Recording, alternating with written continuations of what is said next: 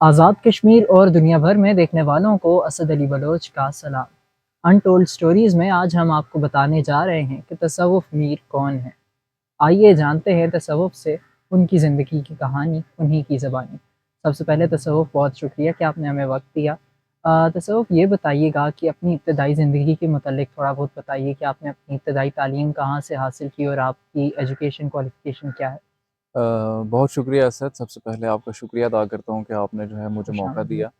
और इब्तदाई तालीम जो है मैं शुरू से ही मुज़फ़्फ़राबाद में हूँ और यहाँ पर ही एक बड़ा अच्छा कॉलेज हुआ करता था, school and college oriental science college के नाम से, अभी जो रीड फाउंडेशन में कन्वर्ट हो चुका है, तो वहाँ पर इब्तदाई तालीम है मेरी।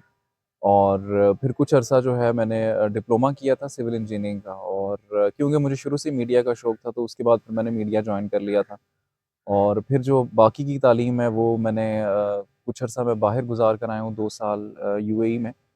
और वो फिर मैंने जो है इसीलिए मतलब एक शौक भी था बाहर जाने का, और साथ एक वो बस कोई गाइडेंस इतनी क्लियर नहीं थी कि क्या करना है। तो फिर जब वहाँ गया तो फिर दोबारा फ़ील हुआ कि नहीं, मीडिया छोड़ के आया हूँ, तो वो ना मेरे हाल में कीड़ा होता है मीडिया का, वो आपको ख़त्म नहीं हो सकता कभी भी। तो वो फिर दोबारा वापस आया और फिर उसके बाद से मैंने दोबारा से जो है मास कम्युनिकेशन की जो डिग्री है, पहले फिर उसकी तरफ परस्यू किया और साथ-साथ मैं काम भी करता रहा। और बस यही है।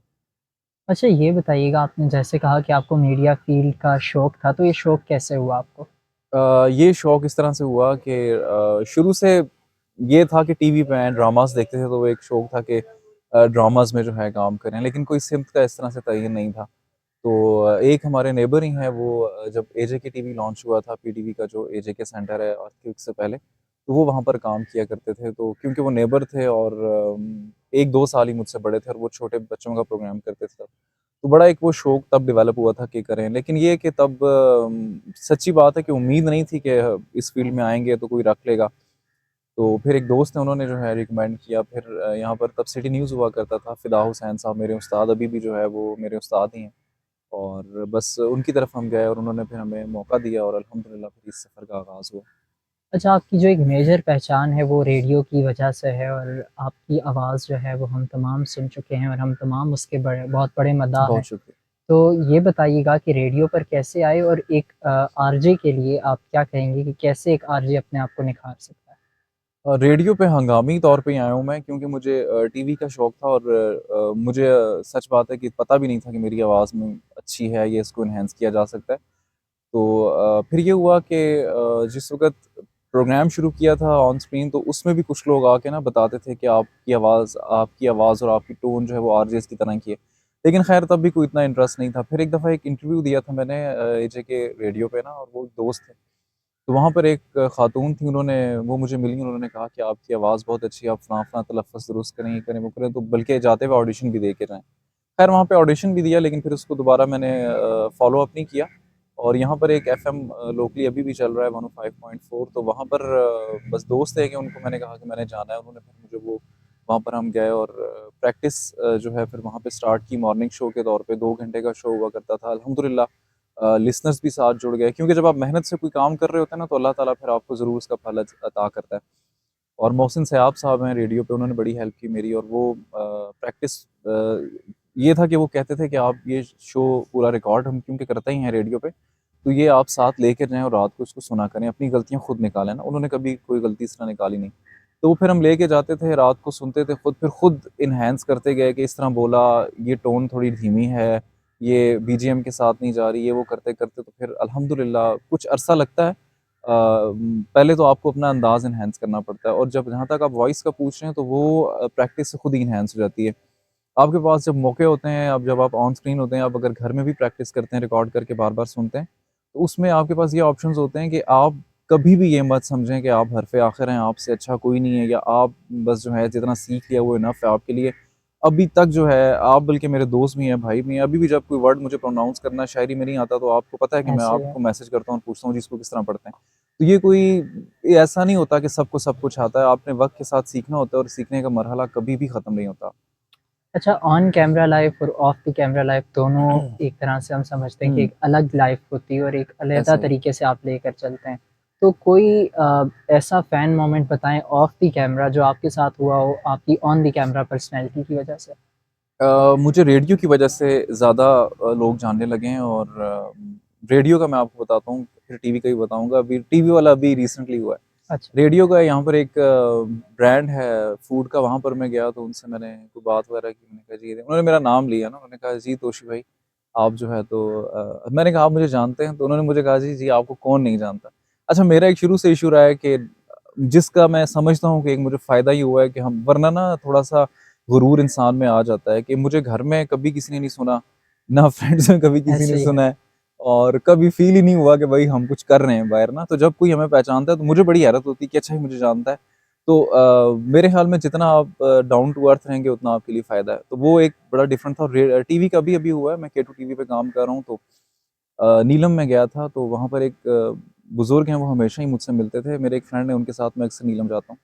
तो उन्होंने ना उनसे कहीं ज़िक्र किया कि आपके साथ जो फलाँ बंदे आते हैं जी, उनको मैंने टीवी पे देखा है, तो ये वो। तो जब नेक्स्ट दफ़ा हम गए तो वो वहीं पर ही हॉस्पिटलाइज़ थे, थे। अच्छा। ओह! उनको ड्रिप लगी हुई थी। तो हुँ, वो ना जब उनको पता चला कि मैं हूँ तो वो ड्रिप वो उतार के ना तो मुझे मिलने के लिए आए ना बाज़ार में।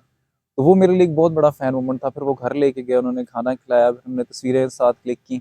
तो मैं नहीं समझता कि मैं इस काबिल हूँ, लेकिन ये लोगों का बड़ा प्यार होता है और अगर आपको कोई सुनता नहीं है, आपको कोई देखता नहीं है, तो फिर आपका कोई फ़ायदा भी नहीं है, आप जितने मर्ज़ी आगे हैं।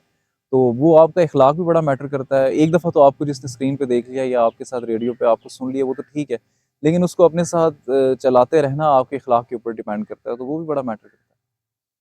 अच्छा तसव्वुफ़ आप मेरे भी टीचर हैं और आप मैथ्स कॉम भी पढ़ाते हैं, मीडिया जी। स्टडीज़ के टीचर भी हैं। तो ये बताइएगा कि टीचिंग का प्रोफ़ेशन जब आपने इख्तियार किया, तो उसमें आपने क्या कुछ नया सीखा? उसके साथ ये बताइए आपका तजुर्बा ये कैसा रहा? और जब आप देखते हैं मीडिया स्टडीज़ के स्टूडेंट्स को तो उनके लिए क्या अपॉर्च्युनिटीज़ हो सकती हैं और वो कैसे अपना जो फ्यूचर है उसमें एक्सेल कर सकते हैं? अच्छा, सबसे पहले तो आपने कहा जो आपका भी टीचर और फिर मैथ्स कॉम में पढ़ा रहा हूँ, तो अब आईआर डिपार्टमेंट में। जी, बिल्कुल। तो ये एक बड़ा शर्फ़ है मेरे लिए, स्पेशली मैं बड़ा ब्लेस्ड फ़ील करता हूँ कि मैं इस काबिल नहीं हूँ, लेकिन अल्लाह ने अता किया ये। और एक्सपीरियंस बड़ा अच्छा रहा मैथ्स कॉम के बच्चों के साथ। तो सभी जानते थे पहले से, जो फ़ील्ड के बच्चे हैं वो जानते ही थे और जो फ़ील्ड के बाहर के हैं वो अभी भी कॉन्टैक्ट में अक्सर बच्चे हैं। तो जो आपकी क्लास है आईआर वाली, वो भी बड़ी अच्छी है। मैं बड़ा ब्लेस इसलिए फ़ील करता हूँ क्योंकि बच्चे जो है ना वो मतलब छोटे बहन-भाइयों की तरह ही लगते हैं हमें, और वो ना बड़ा रिस्पेक्ट देते हैं, बड़ा प्यार करते हैं। आप उनको एक दफ़ा कोई बात समझा दें ना कि इस तरह से आपने क्लास में चलना है, तो वो उसको फ़ॉलो करते हैं। तो वो बड़े माशाल्लाह से वर्ड नहीं मुझे आ रहा, लेकिन शायद बड़े ओबीडिएंट हैं। अच्छा, और हम लोग भी बड़े ओबीडिएंट हुआ करते थे। हमने कभी किसी टीचर को तंग नहीं किया। हमारे टीचर बड़े बुज़ुर्ग हुआ करते थे ना। तो आप लोगों का ये है कि अब आपको पता है कि अब थोड़े से बिल्कुल थोड़े यंगस्टर्स यंगस्टर भी आ रहे हैं इस फ़ील्ड में। टीचिंग का शौक भी था बहुत अरसे से। उसको मैंने पहले अपना एक स्कूल है मेरी कज़िन का, वहाँ पर मैंने स्टार्ट किया था 9th-10th के बच्चों को पढ़ाने से। फिर वो आहिस्ता-आहिस्ता मैंने छोटे बच्चों को भी पढ़ाया और वहाँ पे भी मेरा एक्सपीरियंस बड़ा अच्छा रहा। मुझे ये लगता है कि अगर आपकी नीयत साफ़ है, आप वाक़ई चाहते हैं कि कोई बंदा आपसे कोई सीखे, या आप किसी को सीधे रास्ते पे लाने की वाक़ई अल्लाह के सामने आपकी कोशिश है कि भई ऐसा हो, तो वो ज़रूर आता है, आपकी बात ज़रूर सुनता है। अनफॉर्चुनेटली जो तो अभी भी शायद ऐसा होगा, लेकिन जो हमारा दौर था उसमें कुछ टीचर्स ऐसे भी हुआ करते थे कि जिनको आपकी कोई बात अगर बुरी लग गई तो वो दिल में रख लेते थे और फिर वो पूरा टाइम आपके साथ ज़िद दावत पे उतर आते थे, जो कि टीचर को नहीं करना चाहिए। उसको रूहानी वालिद या वालिदैन का अगर रुतबा अल्लाह की तरफ से अता किया गया तो वो किसी वजह से किया गया। तो उनको, मेरे ख़्याल में, एक टीचर को अपना आप मार के स्टूडेंट को ठीक रास्ते पे लाने की कोशिश करनी चाहिए। एक्सपीरियंस बहुत अच्छा रहा। और बाकी आपने मीडिया के हवाले से बात की कि बच्चों के लिए जो है वो फ्यूचर क्या अपॉर्च्युनिटीज़ फ्यूचर क्या हैं? अपॉर्च्युनिटीज़ क्या हैं, तो वो बहुत ज़्यादा हैं अगर आप में कुछ है तो। अब हमारे यहाँ अक्सर ऐसा होता है कि आपने भी देखा होगा, मैंने भी देखा है कि मीडिया की फ़ील्ड में ऐसी जो फ़ील्ड्स हैं जो कि प्रोफ़ेशनल जिसमें आपको, मुझे लगता है कि पहले स्किल्स भी आपको स्किल्स चाहिए, उस चाहिए वैसे हैं। अगर आप में स्किल नहीं है तो, या स्किल को आप पॉलिश भी करने की कोशिश करें अगर है भी। बिल्कुल, हमारे यहाँ अक्सर ये होता है कि मैं देख रहा हूँ कि किसी ने एडमिशन लिया है तो किसी को कहीं और मार्क्स नहीं मिले तो वो उसकी किसी फील्ड में चला गया है और फिर उसके बाद ऑटोमेटिकली वो ख़राब कर रहा है अपने आप को भी, और उसकी जगह अगर एक बंदा किसी और जगह फंसा हुआ है तो उसको भी ख़राब कर रहा है। तो इसलिए पहले देखें स्किल्स आप में हैं, उसके बाद आप इस तरफ आएँ, और अगर आप आ चुके हैं तो फिर आप डेवलप करने की कोशिश करें स्किल्स को, क्योंकि अब आप आ चुके हैं। तो अगर आप में स्किल होगी तो आपको इंशाल्लाह ज़रूर चांस मिलेगा। पहले तो थोड़ा-सा मुश्किल था, आपको पता है जो हमारा दौर था शुरू का आज से बिल्कुल। 10 साल पहले का, उसमें थोड़ा-सा मुश्किल था।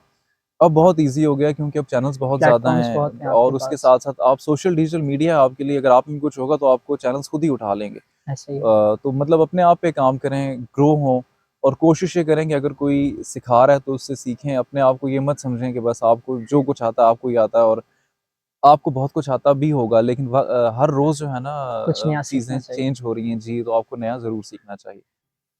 अच्छा, तसव्वुफ़ हमने अभी आपकी टीचिंग करियर और इसके अलावा रेडियो प्रोफ़ेशन की तो बात की, ये आपने अभी तज़किरा किया कि आप K2 टीवी पर भी जी, प्रोग्राम जी। करते रहे। तो उसका तजुर्बा कैसा रहा और कश्मीर डायरी का सफ़र आपका कैसा रहा? अच्छा, केटू टेलीविज़न पे मैंने 2015 से काम शुरू किया था और वो लाइव मॉर्निंग शोज़ हुआ करते थे। वो डीएसएनजी यहाँ पे आती थी और पहाड़ी ज़ुबान में लाइव मॉर्निंग शो हुआ करता था। अच्छा, वो भी किया हुआ है। फिर डिस्ट्रिक्ट डायरी एक प्रोग्राम था, कश्मीर डायरी के टाइप पे था, तब डिस्ट्रिक्ट डायरी हुआ करता था और हर डिस्ट्रिक्ट से होता था। रिपोर्टिंग भी की है केटू टीवी के लिए मैंने। और कश्मीर डायरी का एक्सपीरियंस थोड़ा-सा मुख्तलिफ इसलिए है कि एक तो उसमें हमारे पास ऑप्शंस बहुत ज़्यादा इस तरह थी कि कोई एक लिमिटेशन नहीं थी ना। तो पॉज़िटिव वे में कश्मीर को कोशिश की पोर्ट्रेट करने की और अल्हम्दुलिल्लाह बहुत सारे ऐसा हिडन टैलेंट मुझे मिला जो कि मुझे खुद नहीं पता था कि यहाँ पे मौजूद हैं। स्केच आर्टिस्ट, सिंगर्स और बहुत सारे मोटिवेशन बहुत सारे लोगों से मिली और बड़ा एक पॉज़िटिव वो रहा और मतलब अभी भी मुझे लगता है कि बहुत टैलेंट की कमी बिल्कुल नहीं है हमारे पास, थोड़ा-सा एक्सप्लोर करना पड़ता है लोगों को और लोग बड़े हेल्पिंग रहे अल्हम्दुलिल्लाह, तो बड़ा एक अच्छा रहा। अच्छा, अपनी इस तमाम जर्नी को अगर आप सम अप करें, कोई पॉज़िटिव्स और कुछ नेगेटिव्स हमारे नाज़रीन को बताइए? अच्छा ये थोड़ा-सा मुश्किल सवाल है इसलिए क्योंकि अनफॉर्चुनेटली मुझे ये लगता है कि हमारे यहाँ अपॉर्च्युनिटीज़ इतनी ज़्यादा नहीं है जितनी कि होनी चाहिए। पॉज़िटिविटी ये ज़रूर है कि जितनी जितना लग रहा है लोगों को ईज़ी लगता है कि ये अभी हम ये सब कर रहे हैं और हमारे लिए सब इतना ईज़ी ये था नहीं। इसके लिए सबसे पहले बड़ा सब्र चाहिए होता है। अगर आपने किसी मुकाम पे पहुँचना है, अभी भी मुझे ख़ैर बड़ा आगे जाना है, अभी तो मुझे लगता है कि इंशाअल्लाह। इनिशियल्स हैं, कुछ भी नहीं किया मैंने। तो उसके लिए बड़ी मेहनत ये चाहिए, सबसे पहले हार्ड वर्क तो चलें है ही है, लेकिन उसके साथ फिर आपको सब्र तहम्मुल से काम लेना, एक फ़ील्ड अगर आपने चूज़ कर ली है तो उसके ऊपर स्टिक होके चलना बड़ा मुश्किल है। मुझे बहुत सारी ऑप्शंस आई, बहुत सारी जगहों पे बहुत अच्छी सैलरीज़ ऑफ़र हुई अपनी फ़ील्ड से बाहर, लेकिन ये है कि मैंने अगर करना चाहा भी कभी-कभार पैसे क्योंकि हर एक को चाहिए होते हैं और अगर मैंने कभी मूव होना चाहा भी तो मुझे कुदरत ने मेरे लिए अपॉर्च्युनिटी वो बंद हो गई या कुछ हुआ तो मेरे नसीब में शायद मीडिया ही लिखा हुआ है मुझे लगता है तो इसलिए मैंने इसको यहाँ पे परस्यू किया। प्लस स्टडी हमारे यहाँ बहुत सारे लोगों को ये लगता है कि अगर आपको बोलना आता है तो आपको स्टडी की ज़रूरत नहीं, तो ऐसा बिल्कुल नहीं है, आपको स्टडी की भी ज़रूरत है।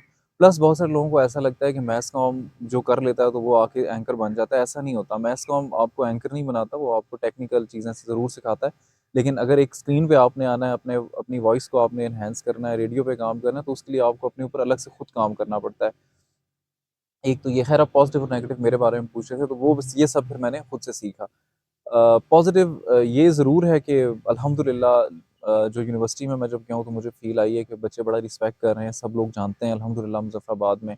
एक मीडिया पर्सन को सबसे पहले यही होता है कि मुझे लोग जानें और जानें, मुझे लोग बिल्कुल। पसंद करें, तो अल्हम्दुलिल्लाह ये तो एक पॉज़िटिव है। नेगेटिविटी यही देखी है मैंने कि जो थोड़ा-सा पिछला दौर था उसमें लोग एक-दूसरे को सपोर्ट नहीं किया करते थे। मेरे लिए पॉज़िटिव रहा है, मुझे बड़े अच्छे लोग मिले हैं, मुझे लोगों ने सपोर्ट किया, मेरे जो सीनियर्स हैं उन्होंने मेरे लिए अपॉर्च्युनिटीज़ क्रिएट की और खुद जगह छोड़ के मुझे अपनी जगह बिठाया, मैं बड़ा लकी रहा हूँ। लेकिन अनफॉर्चुनेटली सब लोग इस तरह के लकी नहीं होते। तो लोगों के लिए रास्ते बंद करने की कोशिश की जाती थी तब, अब थोड़ा-सा डिफरेंट हो गया है। और प्लस ये कि अगर इसको सम अप करें तो मुझे ये लगता है कि कश्मीर में इतने मौक़े मौजूद नहीं हैं जितने कि पाकिस्तान में जगह-जगह मौजूद हैं और पाकिस्तान में बहुत सारे चैनल्स हैं। लेकिन थोड़ी-सी हम लोगों ने अपने लिए नेगेटिविटी ये भी क्रिएट की है कि हमारे यहाँ अगर मैं इतना अरसा काम करने के बाद अगर मैं लाख रुपया डिमांड करता हूँ किसी से तो मेरे साथ के लोग जो हैं वो 10,000 रुपए पे भी वहाँ पे जाके काम करने के लिए तैयार हो जाएँगे। और मीडिया चैनल्स भी उस 10,000 वाले 10 बंदे ज़रूर रख लेंगे उस लाख रुपए में क्योंकि उन्होंने ये नहीं देखना कि बंदे को क्वालिटी बात नहीं करनी देखनी है, आती है या ऐसी नहीं है। आती, क्वालिटी है या नहीं या उसको सेंस भी है बात करने का या नहीं। मैंने एक दफ़ा एक चैनल पे नाम नहीं लूँगा, मैं देखा है, तो उन्होंने वो न्यू एंकर ला के बैठाया और गेस्ट उन्होंने बुलाए हुए थे, तो उन्होंने ना गेस्ट ने वकील साहब से ये पूछा कि सुना है कि वकील जो है वो फ्रॉड करने के लिए तो मशहूर हैं वकील ये वो। तो अब वो उनको बात ही नहीं करनी आ रही कि उन्होंने सवाल पूछना है अपने घर बुलाए हुए गेस्ट से एक किस तरह से। प्रोफ़ेशन को आप तो अ, हाँ, नहीं डिग्रेड कर कर रहे हो। सकते तो वो ऐसे। तो फिर भी वो बिल्कुल। वकील साहब अच्छे से उन्होंने लिहाज़ किया उनका, शायद कोई और होता तो उनको केस कर देता और वो शायद चैनल पे केस बन जाता। तो वो थोड़ा-सा आपको देखना चाहिए कि आप जिस बंदे को ला के स्क्रीन पे बिठा रहे हैं, वो है भी इस काबिल या नहीं और दूसरा आम लोग भी जो हमारे हैं, जो बच्चे आजकल आ रहे हैं, उनको भी चाहिए कि अपनी वर्थ को जानें। एकदम से आपको पैसे भी नहीं मिलते, उसके लिए आपको फ्री में भी काम करना पड़े। अगर किसी ऐसी जगह पे जहाँ पे आप इंटर्नशिप करें तो कुछ सीख ज़रूर सकें। सीखें। बिल्कुल। लेकिन ये है कि आप पूरी ज़िंदगी आप फ्री काम भी नहीं कर सकते और ना अपनी अपनी वर्थ ना ख़राब करें, अपने इर्द-गिर्द लोगों की वर्थ भी ना ख़राब करें। अच्छा, तसव्वुफ़ एंड पर आप हमारे नाज़रीन को और बिलख़ुसूस नौजवानों को क्या पैगाम देना चाहेंगे? अच्छा, मैं एक पैगाम ये देना चाहूँगा कि सोशल मीडिया एक बड़ा वसीह प्लेटफ़ॉर्म है और इस पे अगर आप हैं, ज़ाहिर है सभी हम हैं, तो उसको आप पॉज़िटिवली यूज़ करें ना। बहुत सारी चीज़ें ऐसी हैं जो कि घर के मामलात घर में रहें तो ज़्यादा बेटर है। इन अ वे मैं ये कहना चाह रहा हूँ कि अगर आपको किसी बहुत सारे लोगों का ये किसी भी इदारे के बारे में आके कुछ भी बोल देते हैं, किसी भी पर्सनैलिटी के बारे में कोई भी प्रोपेगेंडा करना शुरू कर देते हैं और वो अच्छी चीज़ नहीं है क्योंकि आप शायद आज कह के भूल जाएँगे, हर एक को अपनी ज़िंदगी जीने का मुकम्मल हक है उस वक़्त तक जब तक कि वो आपकी लाइफ़ में या इंटरफेयर ना आपकी करें। नॉर्म्स में जो है तो वो इंटरफेरेंस नहीं कर रहा, तो आप उनको अलाउ करें और हर एक को मतलब आप जजमेंटल ना हो, आप जजमेंट्स ना पास करें। प्लस सोशल मीडिया के जो बच्चे या जो थोड़े से अबव ऐज के भी जो पाकिस्तान में आप देख रहे हैं जगह-जगह जी डिफरेंट चीज़ें हाइलाइट हो रही हैं और बड़े नेगेटिव वे में अपने आप को मशहूर करने के लिए लोग कुछ भी कर चाहते हैं, तो उनको भी ये चाहिए कि लोगों की इज़्ज़त का भी ख़्याल करें और अपनी इज़्ज़त का भी ख़्याल करें। तो नाज़रीन, ये थे तसव्वुफ़ मीर और आपने जाना कि तसव्वुफ़ मीर कौन है। इसी के साथ अपने मेज़बान असद अली बलोच को दीजिए इजाज़त। अल्लाह हाफ़िज़।